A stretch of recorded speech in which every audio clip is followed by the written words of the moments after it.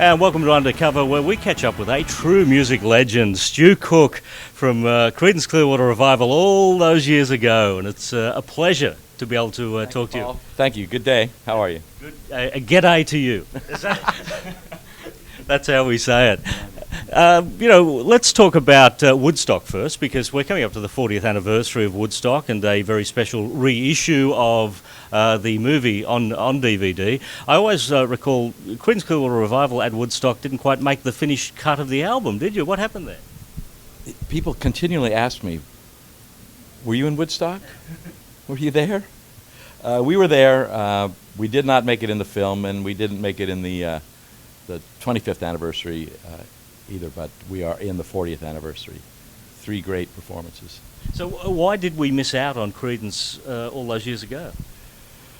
Well, if you know anything about the history of Creedence, you know that it's a hard-traveled road, very complicated, hard to believe even by the people involved sometimes. So we'll just say that with 20/20 hindsight, there was some incorrect decisions made, and again, with the 40th anniversary coming up, I think we've got them corrected.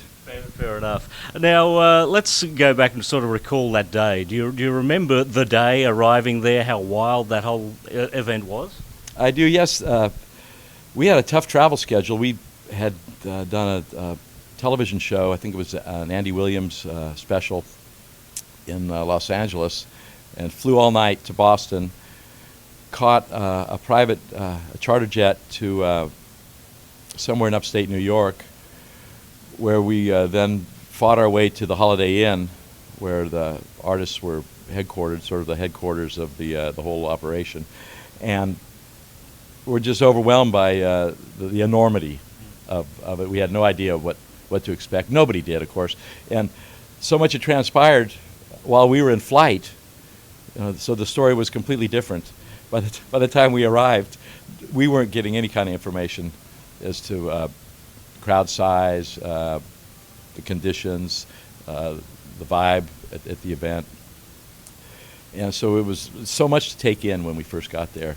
But everybody at the hotel was pretty laid back. There was just a lot of people having a good time, and we got settled in. Took a very small helicopter out to the site, and spent most of the day in the artist area compound backstage, being taken care of by a Bill Graham organization. And the weather and technical problems pushed the show later and later, but we finally got on about 3 in the morning. What was the set list? Oh, we played 11 songs, starting with Born on the Bayou, and I think we ended with Susie Q. 99 and a Half, Commotion, Bad Moon Rising, Green River, a lot of stuff from the current album. Green River had just come out, so it was a 50-60 minute set. Yeah. But you were already a big band when you got to Woodstock, unlike a lot of other acts that sort of got there and became famous as a result of it. We were doing well on the charts. Green River was our 3rd album. Proud Mary, our first real big hit, was on Bayou Country, album number 2. And so I guess we probably had some of the most commercial success of any of the artists that were signed to perform, at least of the new bands, late 60s. The new revolution of music happening in America. We really didn't think about it like that. What really I remember about the festival is the next day we played in a tent in New Jersey somewhere to about 5,000 people.